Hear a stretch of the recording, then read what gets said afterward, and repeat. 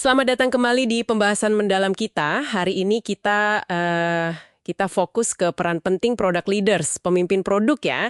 Ini berdasarkan bab 13 dari buku Transformed, karya Marty Kagan dan tim SPVJ. Kita mau coba bedah nih, apa sih inti dari kepemimpinan produk yang efektif di model operasi produk modern. Sering ada anggapan keliru nih kalau tim yang empowered, yang mandiri, itu butuhnya arahan lebih sedikit dari manajer. Tapi buku ini justru bilang sebaliknya. Katanya mereka butuh kepemimpinan yang lebih baik, bukan lebih sedikit. Nah, pertanyaannya kan kepemimpinan yang lebih baik itu kayak gimana sih bentuknya? Yuk kita kupas bareng-bareng. Iya, menarik banget itu.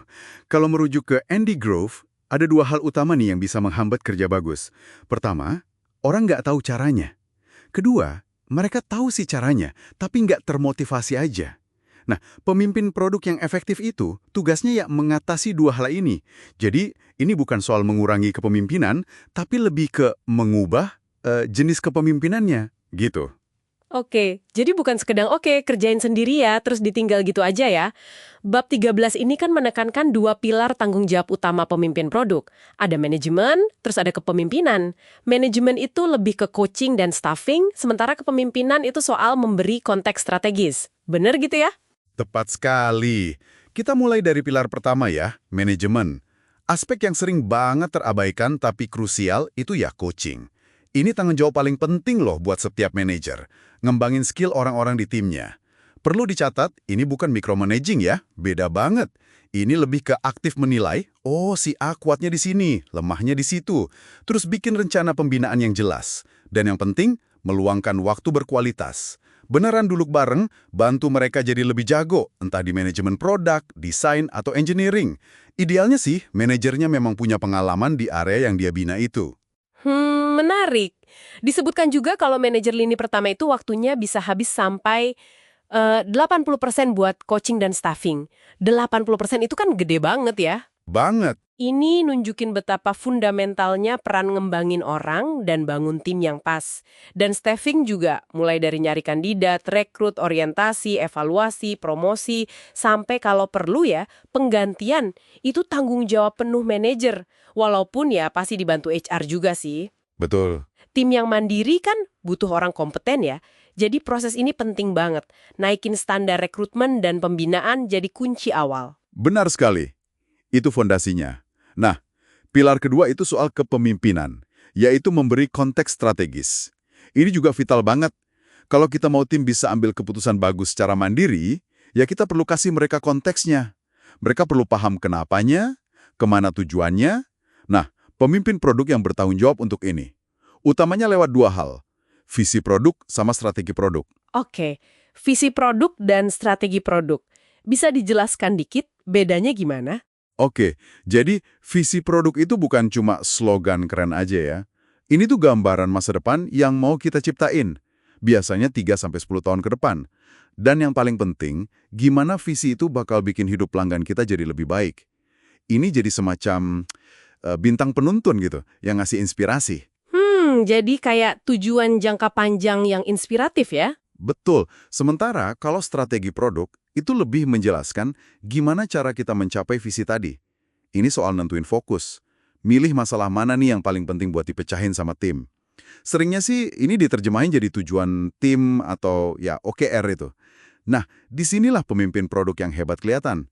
Mereka pakai data, pakai insight buat bikin keputusan strategis. Termasuk keputusan yang mungkin sulit atau nggak populer. Oke, jadi pemimpin tuh perannya ngasih arah dan tujuan yang jelas banget ya. Meskipun mungkin ide-ide bisa datang dari anggota tim juga kan? Tentu, ide bisa dari mana aja. Tapi menetapkan visi dan strategi secara keseluruhan itu tetap tugasnya pemimpin ya. Kenapa gitu? Apa karena dampaknya luas, lintas tim gitu? Persis.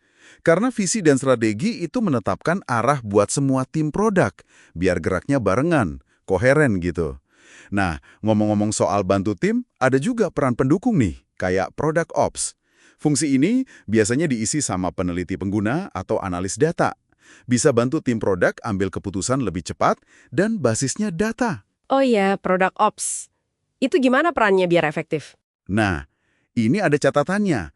Penting banget mastiin Product Ops itu perannya sebagai coach dan pendukung, enabler, bukan malah jadi kayak perantara atau penjaga gerbang. Jangan sampai mereka malah menghalangi akses langsung tim ke pengguna, ke data, atau ke stakeholder lain. Itu bahaya. Perlu waspada juga, jangan sampai produk ops ini malah jadi kayak PMO gaya lama, yang fokusnya ngontrol, bukan memberdayakan. Paham, paham. Jadi kalau dirangkum, pemimpin produk di model modern ini perannya jauh lebih dari sekedar manajer tugas ya. Mereka itu kayak coach yang ngembangin talenta, perekrut yang bangun tim hebat, Iya. sekaligus jadi navigator yang kasih arah strategis lewat visi dan strategi. Kompleks juga ya. Betul. Anda rangkum dengan pas. Mereka itu menciptakan lingkungan di mana tim nggak cuma bisa mandiri, tapi juga beneran berhasil mencapai hasil nyata. Kuncinya ya di kombinasi itu, dukungan intensif lewat coaching, sama kejelasan arah lewat konteks strategis. Jadi, perlu diingat lagi, ini bukan soal kurangnya kepemimpinan, tapi kepemimpinan yang lebih baik dan berbeda. Wah, pemahaman ini beneran bisa ngubah cara pandang kita soal peran pemimpin dalam pengembangan produk ya. Beda banget sama yang mungkin kita bayangkan sebelumnya. Nah sekarang, buat Anda nih yang lagi dengerin, coba deh renungkan sejenak. Di organisasi Anda sendiri, gimana? Sejauh mana sih para pemimpin produk di tempat Anda udah jalanin peran sebagai coach yang aktif sama pemberi konteks strategis yang jelas? Atau mungkin masih ada sisa-sisa gaya komando kontrol yang lama?